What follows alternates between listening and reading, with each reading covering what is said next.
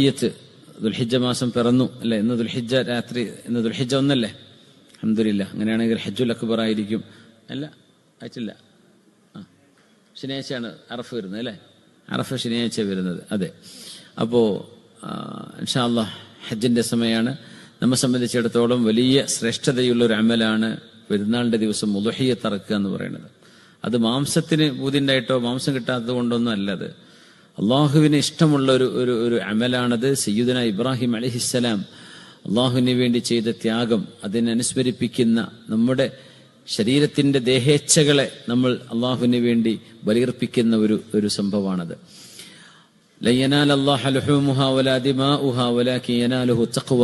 ഉളുഹിയ്യത്തിന് വലിയ കൂലിയുണ്ട്. ഉളുഹിയ്യത്തിന്റെ മൃഗത്തിന്റെ രോമത്തിനനുസരിച്ച് അള്ളാഹു നമുക്ക് മഗ്ഫിറത്ത് തരുമെന്നാണ്. നാളെ മഹ്ശറയിൽ അത് വാഹനമായിട്ട് അള്ളാഹു ഉപയോഗിക്കാൻ കൊടുക്കും എന്നുവരെ ഒക്കെ ഹദീസിലൊക്കെ കാണാൻ കഴിയും. ഏതായിരുന്നാലും ഉളുഹിയ്യത്ത്